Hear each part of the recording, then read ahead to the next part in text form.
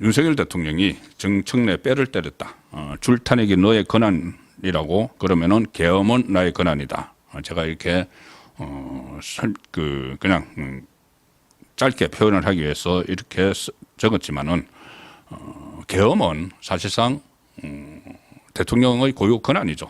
고유 권한인데 그 어떤 이게 계엄 상황인지 아닌지 그것을 이제 판단을 하는 그 기준 때문에 지금 이런 정국이 초래가 된 상황입니다.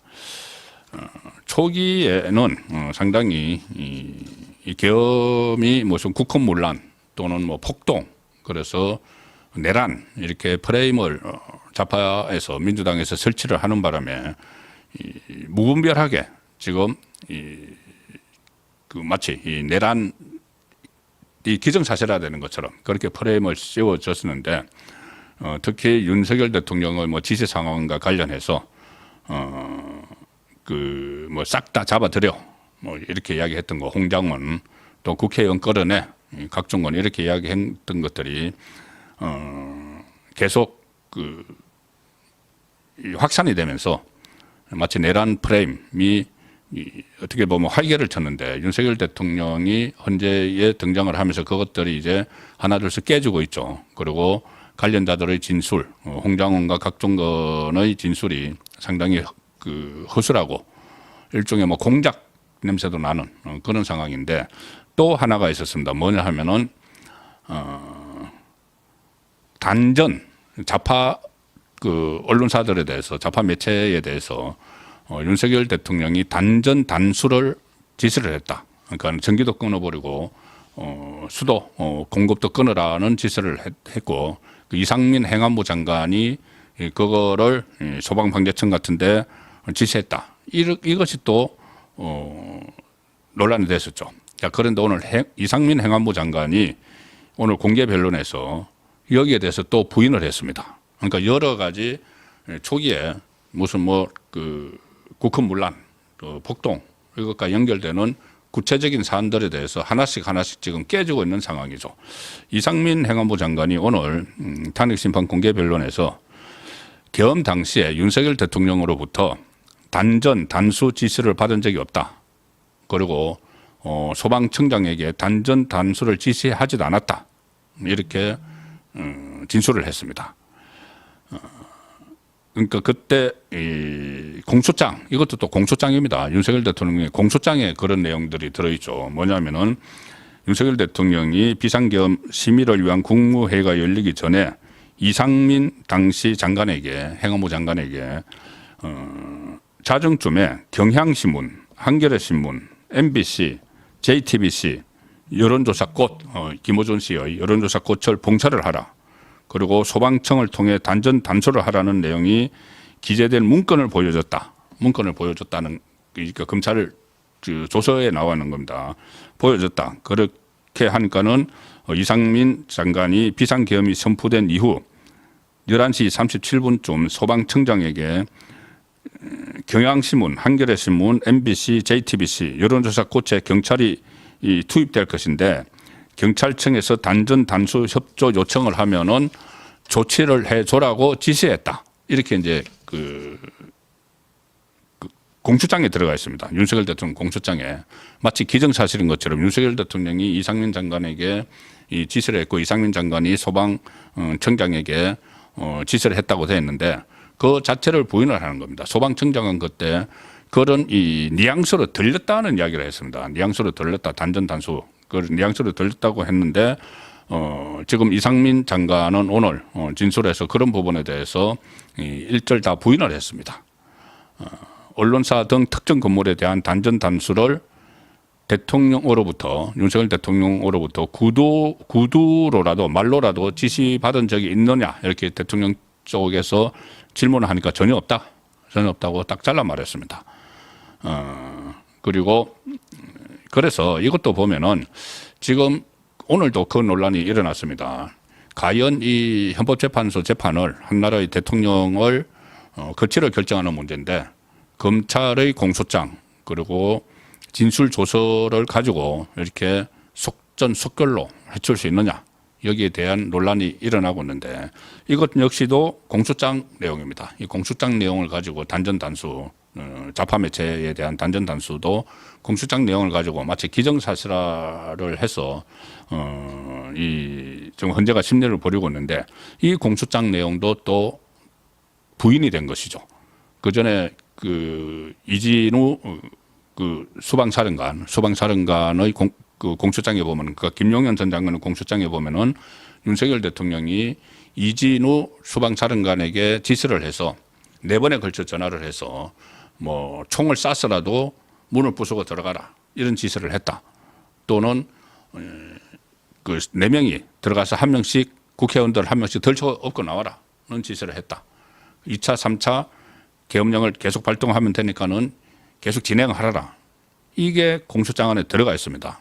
그런데 이진우 수방사령관은 내가 한 말이 아니다. 대법원 내가 한 말이 아니다고 이야기를 하고 있죠. 그런데 그걸 가지고 지금 이 현재에서 심리를 하고 있습니다. 그리고 뭐 각종 건도 예를 들어서 도끼로 문을 부수고 들어가라. 이게 공소장에 나와 있지만은 그렇게 지시했다고 나와 있지만은 도끼라는 말은 각종 건 본인도 듣지 못했다고 이야기를 하죠. 그리고 이것도 마찬가지입니다. 단전 단수 이야기는 이상민 장관은 부인을 하는데 그런데 이게 또 공소장에 들어가 있어서 그걸 가지고 대통령의 파면 여부를 결정을 하겠다고 지금 속도전을 벌이고 있는 것이 이 헌법재판소죠. 좌편향된 헌법재판소가 이 상황을 계속 오늘도 그 진술 조서를 이 증거로 채택하겠다. 또 헌재에서 그렇게 이야기를 해서 어떻게 보면은 목표를 정해놓고 막 달려가는 그런 모습을 보이고 있습니다. 그리고 이상민 장관은 당시 상황에 대해서 그러니까는 공소장에는 윤석열 대통령이 쪽지를 줬다 이렇게 돼 있죠. 그런데 그게 아니고 이 국무회의 때문에 대통령실에 갔는데 거기서 종이 쪽지 몇 개를 멀리서 봤다. 대통령님께 계엄을 만류하러 들어갔을 때 한 대통령실에 1, 2분 정도 머무를 때 얼핏 보게 됐는데 그 쪽지 중에 소방청 단전 단수 이런 내용이 적혀 있었다. 쪽지가 어떤 맥락에서 작성된 건지 어떤 의미인지 몰랐다. 자, 그렇게 이야기를 합니다. 그런데 아마 이 소방청장에게 이 전화를 했을 때는 만약에 경찰이 이 투입을 돼서 하면은 뭐 협조 요청을 하면은 뭐 협조를 뭐 해줘라는 그 뉘앙스로 이야기를 했다. 이 이야기를 들었다는 것이 지금 소방청장의 이야기죠. 그러니 이것이 완전히 잘못 팩트가 잘못되어 있는 거죠. 윤석열 대통령이 마치 쪽지를 줘서 지시를 해서 그것을 이상민 장관이 소방청에 이야기를 한 것처럼 되어 있지만은 그것이 지금 또 아니라는 그 주장이 지금 또 새로 나오기 시작을 했습니다. 이렇게 이야기하네요. 이상민 장관은 이후에 각종 시위나 충돌은 없는지 그런 상황 전반이 궁금해서 경찰청장하고 소방청장에게 차례로 전화를 했다. 그런데 소방청장에게 전화하면서 그 쪽지가 생각이 났다. 본인이 이제 봤던 쪽지가 생각이 나고 걱정이 돼서 만일의 경우에 대비해서 국민 안전에 대해 최우선적으로 그리고 꼼꼼히 챙겨달라는 취지의 당부를 했다. 그래서 이 소방청장과 통화를 하기는 했지만 단전 단수를 지시하지는 않았다. 하고 이렇게 또 이야기를 했습니다. 만약에 대통령이 단전 단수를 만약에 지시를 했다면은 본인이 바로 그것을 소방청장에게 이야기했을 텐데 2시간 넘게 뭉개고 있다가 나중에 소방청장에게 전화를 한 것이다. 그리고 그때 그런 이야기도 하지 않았다는 취지로 이야기를 해서 또 새로운 전환점 중에 하나가 되고 있다는 생각이 듭니다. 오늘 윤석열 대통령은 이상민 전 장관이 이렇게 증언을 하는 사이에 재판부에 지금 재판부가 초식에 갖다 놓고 시간을 재면서 지금 하고 있죠. 재판부에 이제 1분 50초 정도가 남아서 윤석열 대통령이 그 이상민에게 이와 관련해서 내가 몇 가지 물어도 되겠느냐 이렇게 했는데 문형배 헌재수장 권한대행이 그 대리인을 통해서 물으라 이렇게 질문 기회도 주지 않았습니다. 끝까지 지금 편파적으로 진행을 하고 있는 이 상황이 되고 있는데 이 정청래 이야기는 이겁니다. 정청래가 지금 법사위원장이라서 국회 탄핵소추위원단 단장이죠. 정청래가 이런 이야기를 합니다. 그 전에 윤석열 대통령이 비상계엄, 뭐 국헌문란, 폭동이라고 하지만 결과적으로 아무 일도 일어나지 않았지 않느냐, 그런 이야기를 했죠. 실제로 어떤 뭐 사상자가 발생을 하거나 그런 일이 일어나지 않았지 않느냐, 이런 이야기를 한 것을 정청래가 또 꼬투리를 잡아서 오늘 윤석열 대통령에게 뭐라고 하느냐면은 피청구인, 그러니까 윤석열 대통령이죠. 은 아무 일도 일어나지 않았다고 태연하게 말하지만 신원식 국가안보실장 등 국무위원들과 군 장성들이 정인으로 지금 소환되고 있고 수사기관에서 수사받고 내란죄로 중형을 받을 처지다, 이렇게 이야기를 합니다. 아직 뭐 수사되고 있는데 중형을 받을 처지다. 그런 게 왜 아무 일도 일어나지 않았다고 이야기를 하느냐, 이렇게 이야기하니까 윤석열 대통령이 바로 반박을 합니다.